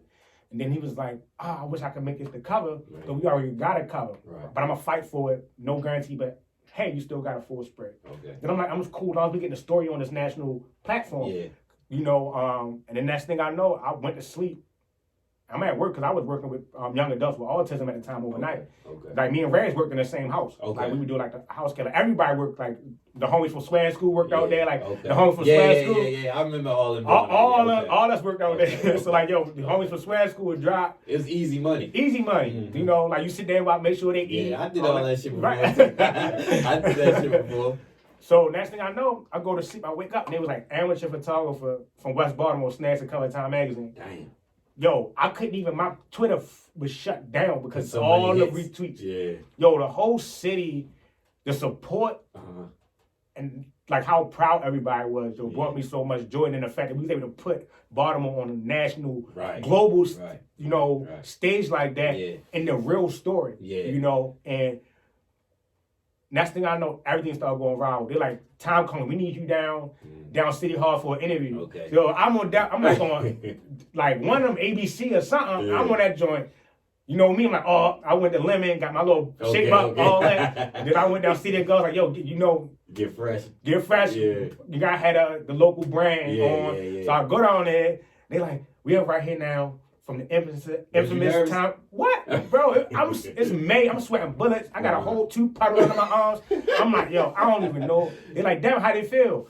I was like, feels good. They're like, how did it feel? You know, I was like, no, I'm super excited. I was able to, I was stuttering. I'm like, yo, I was so nervous. I can imagine, I was just super nervous. And then it got to the point where when I would go to protest, everybody was like showing love and like, the activist community like just took me in. Okay. Like, but a lot of people don't know, like, I went through so much depression after that. Okay. Like I got tear gas, pepper spray, like, yo, I had police officers like, yo, harassing me. After all this? Yeah, like during like all of this. Just because they knew who you was. Yeah, like some police officers show love. I'm not even gonna hold you. They be like, yo, that was a fire shot. What you doing for the city is dope. But they was fucking with you. Then some didn't like what I was doing because some of the pictures I had them like really slamming dudes to the ground, showing you the truth. Yeah, you know, and the way that I shoot things because I shoot things in a way if somebody is like stomping a police car, I'm not gonna show their face. Yeah. You know, I'm not sending nobody to jail. Right. You know, I'm gonna shoot in the obscure. I'm gonna shoot from behind them, or I'm gonna crop their face out. I'm gonna shoot in a certain type of way because I need to still tell the true story, but I'm not trying to send people to jail. Okay. You know, that's not what I'm trying to do. Yeah. You know, and then make people targets. Right. You know, but they start targeting us. A lot of people at that time, you know. And it was like one police officer, you know, like I can't remember his name, but like he like did community relations, so he was always out and about. He liked to do the black dude they send out when something bad happened. Okay. Go play damage control with the community type thing. you know, like he was cool. Like he would do like block parties and stuff when something bad would happen type thing. But yeah, it was harassment. I had police officers like one time, they told me my license was suspended. It wasn't suspended. They made me park my car. And then I had to walk. They made me park my car by like near like the McDonald's on Frederick, like right there. Yo, they made and followed me, made sure that I walked and followed me all the way up to like the village. And then and they rode slow right next to me the whole time. Like that's crazy, yo. It was That's fucked up. All over some pictures, like, don't do this shit if you feel like you gotta do shit like that. Like, do your job. Yo, and just also going through that stuff was real traumatizing. Yeah, like a lot of people, so like I was like real depressed. I got like I had anxiety. I always felt like it was real bad. I went through like a real low in my life, and but the crazy part about it, I couldn't really show it. So I had to really tuck it away because I you still was going. Right, I was still going to every protest to the point where I had a nervous breakdown because I wasn't sleeping. I would work from 12 at night to 8 in the morning and then go right back out protesting. And then taking pictures, shooting, making, and it got to the point where everything I was posting was like going viral. And then, and then I would just be out all day, and I wasn't taking care of myself. And then it was to the point where like, I got to the point where I didn't want to take pictures no more. I was just like so depressed, like going through everything. It weighs on you. I know that shit weighs on you because even the people that wasn't in the midst seeing that shit just took a toll on everybody. So that shit was rough. I know it was. Yeah, and then like then from there it was just like my mother and my uncle became niggas my managers. Okay. That's what's up. Yeah, so my mother did the emails, helped me do emails. My uncle, my uncle's always business savvy. He's like an old school hustler dude. Then, opened up like beeper shops. Then he used to throw parties back in the day, like comedy shows. Like he like brought Bernie Mac to Baltimore, Cedric. He was like one of those old dudes that hustle and dim and dab, but then turned into like businesses, business savvy. Like he ended up working became like a director over at Goodwill. He real smart dude. So he was just doing all the management stuff. Like, Under Armour tweeted me and hit me up. And then he handled all that. So then, that's how I met Steph. The relationship like with Steph Curry, because after the time covering everything, I was like, yo, I want to stay in Baltimore now. So I scratched going to New York and I just was like, yo, how can I get back to the city? So I started a GoFundMe because I wanted to teach inner city kids photography because if I can teach myself in 2 years, able to have this quality of work, and then get on Time Magazine. But I was the third amateur photographer ever with the cover of Time Magazine. I was published multiple times, and this was like June, and then around this time I met the dude DeRay from Black Lives Matter. He was down in Ferguson when Mike Brown died, but he originally from Baltimore. Oh, for real? Yeah. Like, he lived here and everything. Like, so he was like, it's weird because, usually, if you link with your homeboy business, let's go grab a drink. Yeah. He was like, one of the first people, you want to go grab a cup of coffee? Like, what? Different shit. Coffee. Coffee. Yeah, I don't even drink coffee. And I'm like, man, I'm not even trying, so we went and grabbed coffee, whatever. This is the first time I had a person, it's so normal now. Talk business over coffee, tea, coffee, so we drink coffee, we talking. And, I was telling him that was going on. And at the time he was banging, he was hanging with Beyonce and all them, and he was really popular in the movement and everything. Yeah, so sure. he came through or whatever, and I told him what was going on or whatever. He came to like a couple protests with me, and this was kind of things started to die down. This was like close to like June. And then he's like, he saw you GoFundMe, but Russell Simmons and the dude Michael Skolnick, who started Global Grind, saw it. I don't know how they saw it, but they found it. Yo, the creator of GoFundMe saw it and then gave me $1,000. Damn. Okay. He was like, I love your work. Yeah. I seen what you did for your city. I think this is a good project here. Or whatever. So then DeRay was like, I don't know what they want, but call Michael Skolnick. Here's his number. He said, call him. So I call him. You feel me? We just talking. I tell him what's going on. I tell him, similar how we sitting right here. This is the same conversation. And then he was like, all right, well, how much you need? So I'm like, huh? And mind you, on my GoFundMe, I said, give me I was looking for like 10,000, to buy the cameras, and I just was going to teach. And around the same time, I don't know if you know Miss Buffy, but she real cool. Her son is Jerome. Okay. Damn. I don't know Jerome. Yeah. I'm tired. That's not her son name, but Miss Buffy. But she real tight, because. Like, Carl mom is tight with my mom. Okay. So the whole time I knew Carl mom, she would come over the house. And it, she cool. She grew up with like my mom and Miss Buffy. Okay. Her name is Jermaine's her son. Okay. He's related to Vincent. You know, like that's how crazy. Okay. I'm familiar. And then she real cool with the Rama. Okay. You know, so it's just like that's how it's small. So. You know, around this time, one of her homegirls is opening up the kids' safe zone. Okay. Down there, you know, like it's like an old like trailer, and they built gang systems and stuff to get kids off the street because they still was basically like in martial law. Okay. You know, with, yeah. You had to be in the house. You had to be in the house at 10 and all that. Mm-hmm. So I'm like, she knew I want to teach. So Miss Buffy was like, I'm gonna hook you up with my homegirl, this, that, and the third. So we wrapped on the phone. And I'm on the phone, I was scolded. I'm like, I don't even know how much to ask for. Yeah. Then my mother was like, they just gonna write it off in taxes anyway. So hit him. So I wasn't even thinking. I just thought a wild number. I was like, I need $20,000. Yeah. Right? He was like, all right. Oh, damn. He was like, I'm gonna put you in contact with people who gonna work it out. He's like, you have a nonprofit. At this time, I don't know, and it's crazy. I don't know nothing about nonprofits. I don't know nothing about LLCs. You learn as you go. I'm learning as I go. Yeah. And next thing I know, he gave me $25,000, but he had to run it through a nonprofit. Okay. You know, so they can get the tax write-off. Yeah. So they took the nonprofit they ran it through. They gave them $5,000 to process it, and then they gave me the $20,000. Okay. So they really came to Baltimore. Michael Scolding they had come, but the nonprofit they had mailed one of them.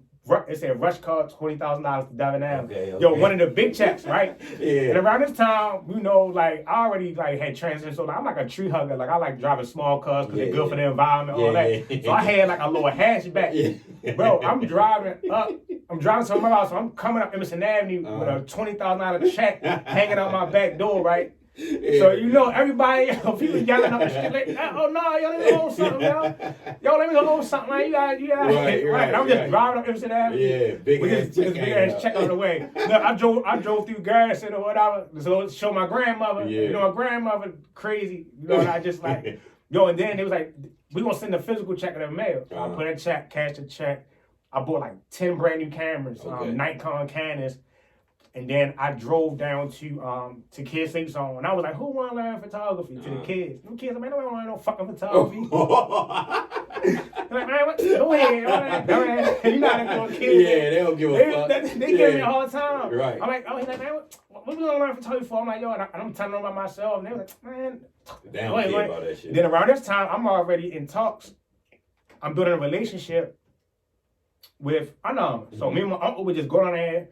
Talk to the dude, like once again having coffee. Come on, had coffee with like the dude Brown Bourne, had coffee with the dude Batista, like my boy Ron, you know, and like these dudes are like at the time like Brown Bourne, they like SVP level, like they're OG. Okay. Cause you remember, I know it's probably like a 23, 24-year-old company. Yeah. It's very young. Yeah, it's young. You know, it started like in '95. Yeah. You know, I mean, them dudes was there from the get-go. Right, so to be sitting with them. It got to the point where my uncle started building a relationship with the dude Batista. So I would just go in there and they'd just give me clothes, right?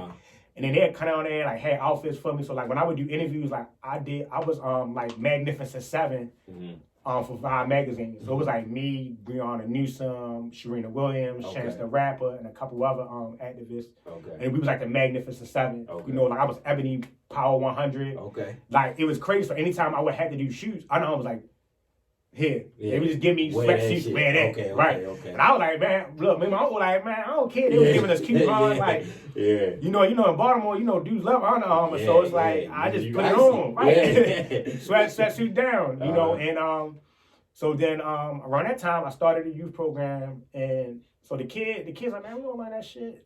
You know how kids, man, go ahead, Donnie. So I'm telling myself, look, all this jointing on, you know, so I never left the country. You know, I was never like a traveler. I know, like, y'all used to travel. Yeah. I be seeing y'all like, I want to go. But I think the furthest I went, I think I went to Zoe Weekend like twice or once. I went to like North Carolina to see family, and I would go to New York. Okay. But I never like travel outside the country. I ain't had no passport or nothing. And they was like, you got your passport? I'm like, nah, well, you need to get your passport. I'm like, for what? She's like, we sending you to Asia. I'm like, what? Asia? I'm like, huh? A whole never country. You know who Steph Curry is? I'm like, do I know Steph Curry? That's one of my favorite basketball players. Right. Or whatever. They're like, all right, well, you know, he's doing a tour through Asia, and we want you to shoot everything. Mm-hmm. Damn. Let us know your price, and then let's work it out. So look, and I'm like, I don't know. I want five. I was like, I think I said something like, I I want $1,000. Like Oh, something. good. I want $1,000 for the trip or whatever. Yeah. My uncle like, no, let's see that budget. Don't say nothing or whatever. So as we negotiate, and I just was like, well, give me your number. And they say, yeah. So, they paid for my passport. They say, well, the police had actually broke my camera. Like I was taking pictures and they hit me with a shield. And my wrist, I had it on my wrist and the strap broke. So my camera's kind of beat up. So like, we know your camera beat up. So what we're going to do is you're going to be gone for almost 2 weeks. We went to Tokyo first. Then we went to the Philippines. Then we went to Chongqing, Shanghai, and then Beijing, and then Shanghai. Okay. Or whatever. And then they was like, well, we're going to buy you all new equipment. We're going to pay you in equipment. So, and we're going to pay $1,000 a day. Okay. For 2 weeks? Okay. Yo. 14. Yo, I was like, hold up. Look, they bought me like a bulletproof camera case, like all types of stuff. And then I'm nervous. I'm like, yo, I'm not flying out there by myself. Now we're going to have a team with you and everything. And I just remember that, bro, that 14-hour flight was tough. 14 hours straight to Japan. And I was like, yo, when I first met Steph, like Steph real reserved and quiet. So he got them. I was nervous. So I was just like, what if I don't take good pictures? Yeah. So I'm like, I take a portrait of him, I send it to him, and he posts and tag me. Okay. I'm like, oh, it's real now. Yeah. Now I know they did like a video of me, put it on YouTube.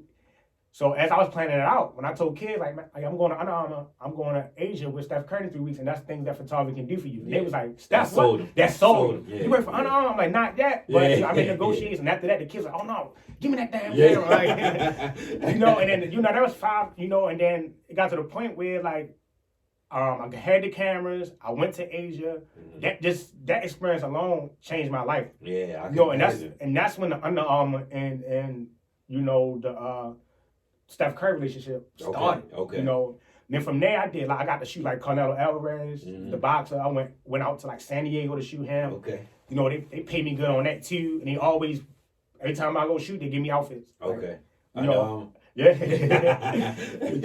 It was crazy. And then I was like, I started teaching, and I just started falling in love with them kids. Like, it's like this giving kids an opportunity, to do something I love with them. And like the kids got to the point where they would hit my phone. Where you at, Mr. Devin? Okay. You coming out here today? Yeah. It got to the point where some days we wouldn't even take pictures. We just hoop. Okay. We'd be on like Curry and Cumberland. Okay. And we'd walk around, take pictures, and then like the support from the community, where like the parents would come speak to me.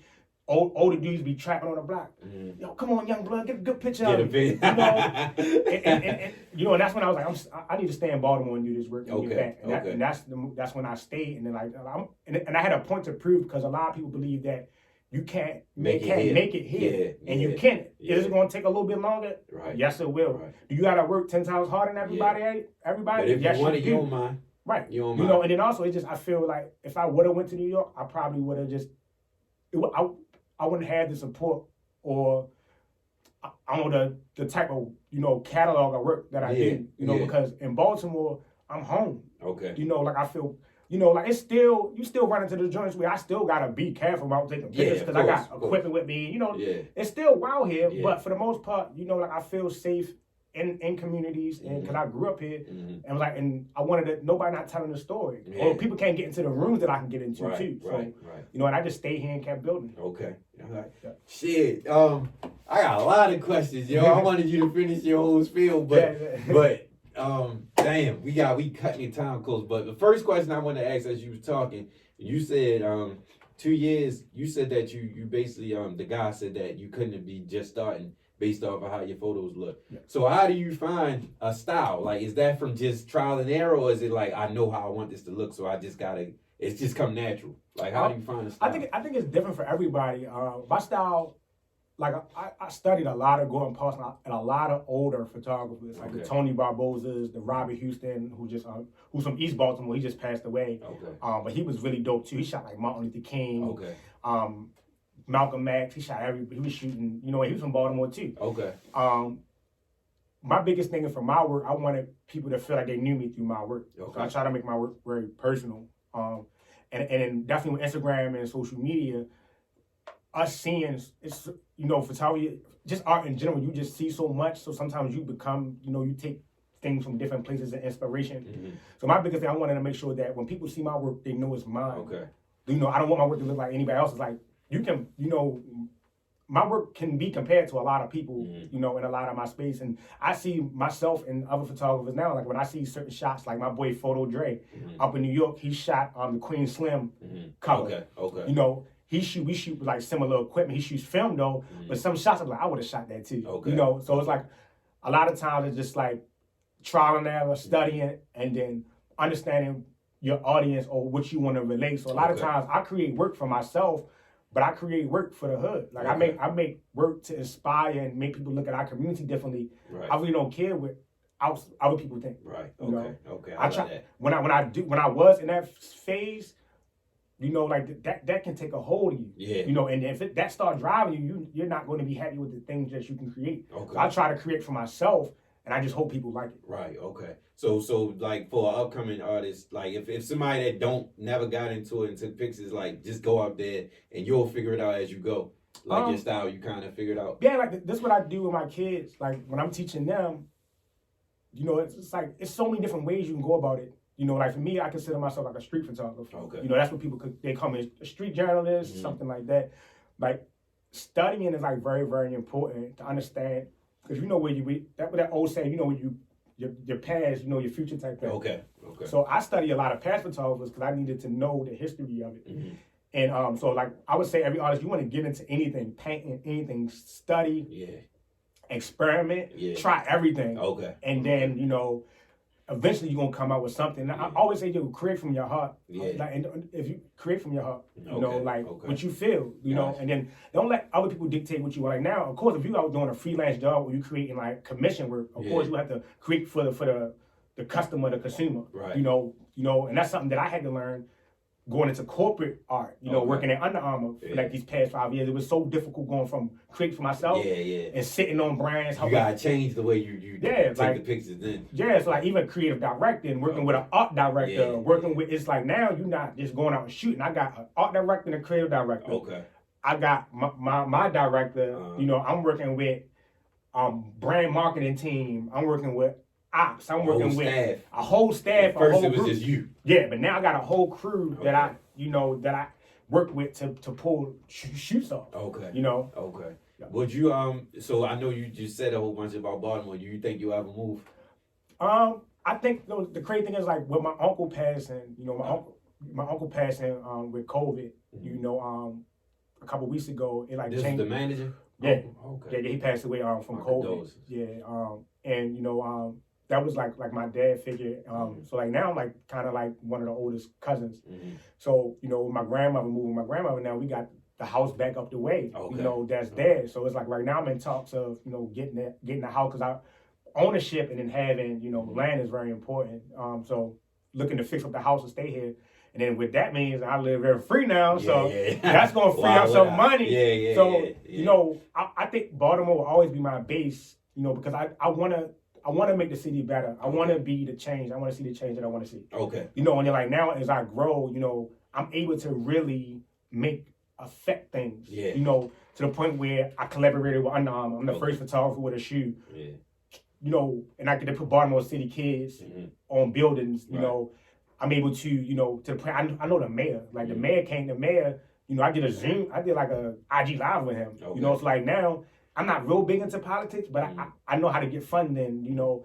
So like now I just want to, you know, and plus I think Baltimore is the next Brooklyn. You know, if you look at what Larry and Dovell, all them doing. The whole 25th Street. Everybody, you look at with all the amazing women, with all the salons and the clothing lines. You know, we talked about this, just like these are people that we grew up with that's finding their own. Everybody's just flourishing. Entrepreneurs. Even just look at the rap scene. You know, we had people like School of Rest in Peace, but then you look at what Skoll and them doing. Yeah. You know, Tony up next. You got.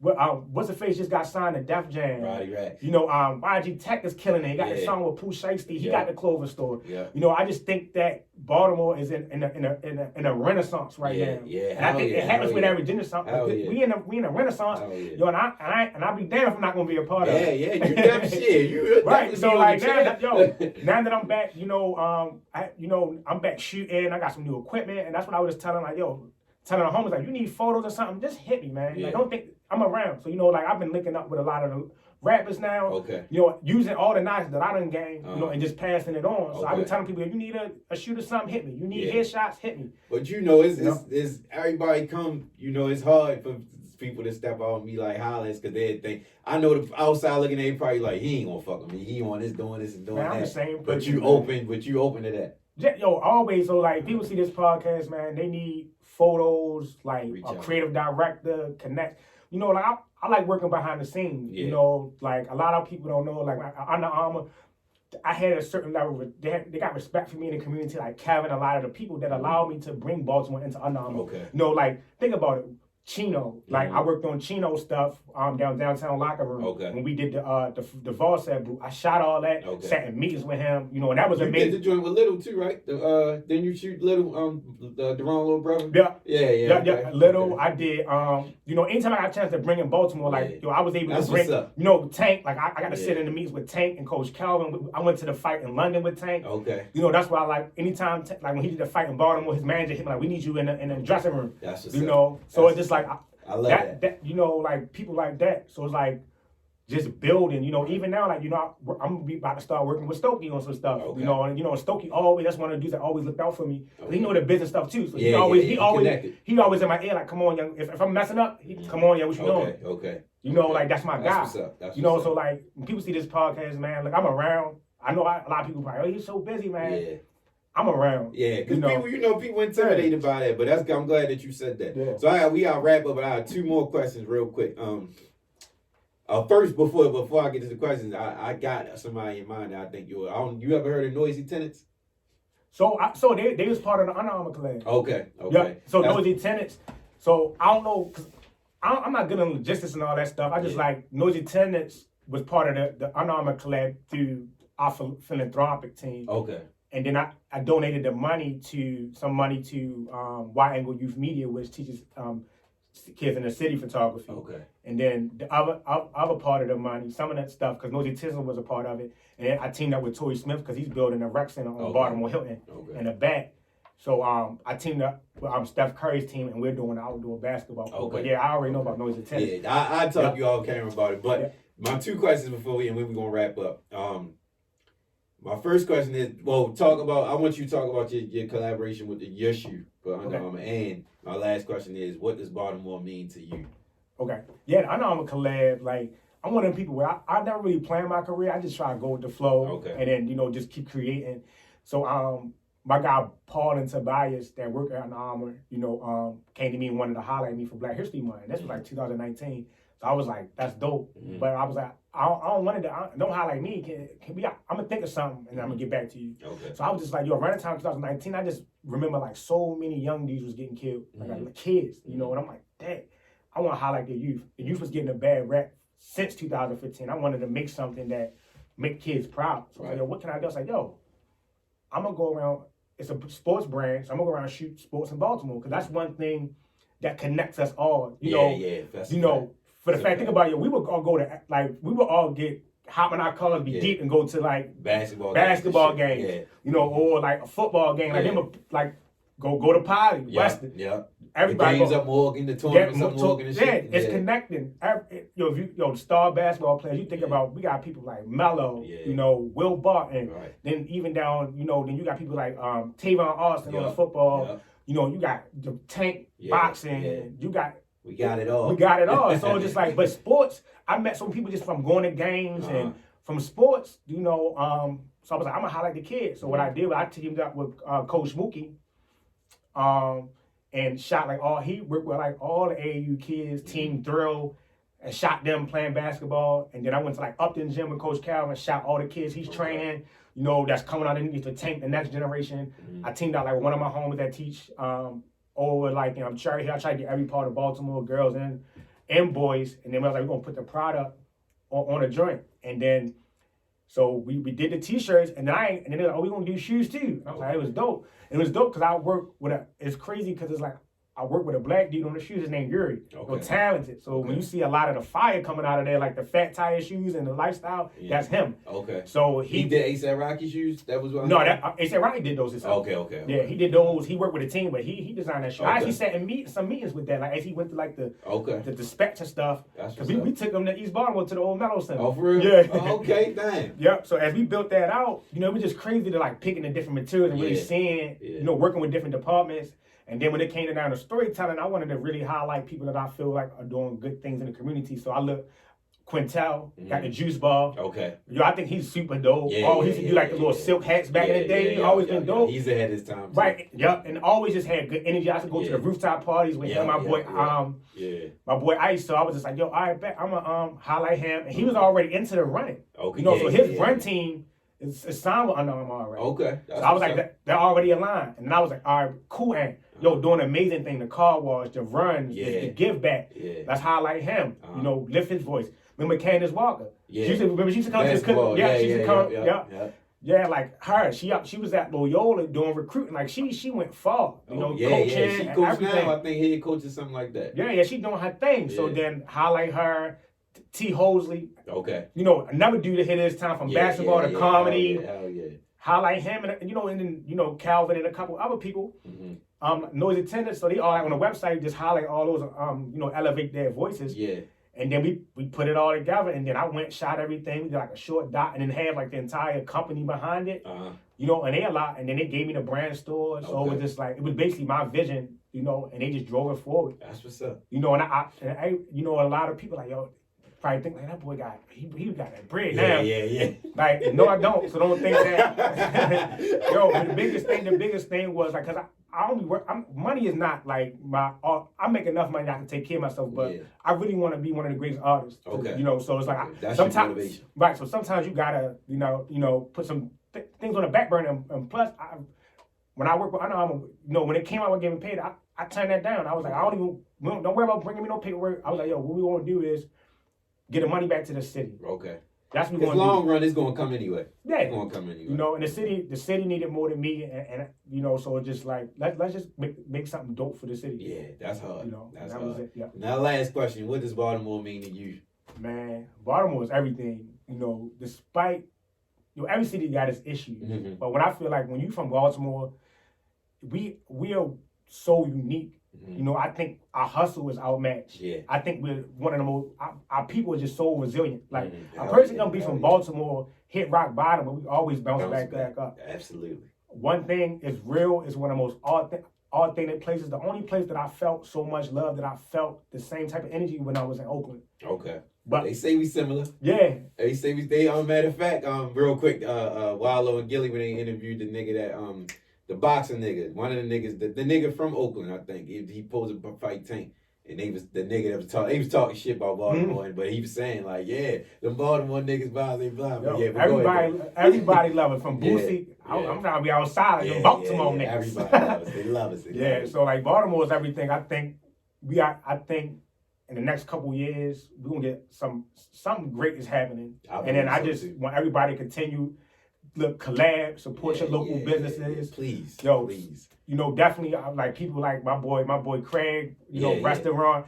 We got everything right now. So ain't like, nothing support, you can't get from somebody from here. Yeah, right so now. support everybody. Everybody doing amazing things. So definitely, I agree with that wholeheartedly. We definitely going to hit our peak, and we definitely it's going to be a whole nother change with this town. And like I said before, a lot of people are scared to show support, and they scared to ask for help. And you know, we got that attitude, but I think now is probably the most comfortable time to reach out to anybody, because everybody's showing love.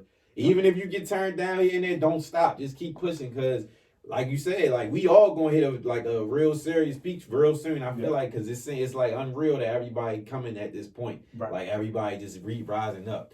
And so wrapping up and closing, I really appreciate you coming to do this. This is the first time we really had a conversation there, and I hope from the bottom of my heart, I appreciate your story, your grind. Like, that's some real inspirational shit, because you touched on even being vulnerable enough to say that I was a follower. There's a lot of people that's in the now about that shit, and there's a lot of people who won't come to reality and figure out, like, you know, just because you say you're a follower at some point, you can change that and become yourself.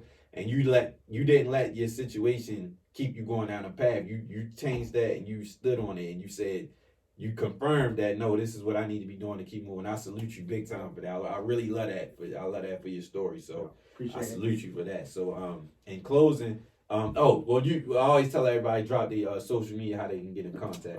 Yeah, I'm on the gram, Twitter, BYDVNLLN. So yeah, I get a lot of DMs.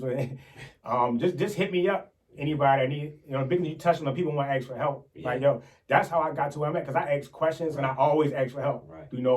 I named a lot of names and like the support I've been getting, and that's me reaching out to people reaching out to me. So definitely, hit me up. I always try to make time. You feel me? I'm around. I still live in Baltimore. I'm around. Okay. Yep. So that's real, because a lot of people won't give as much light on names and shit either like you did. So I respect that big time. So in closing, definitely.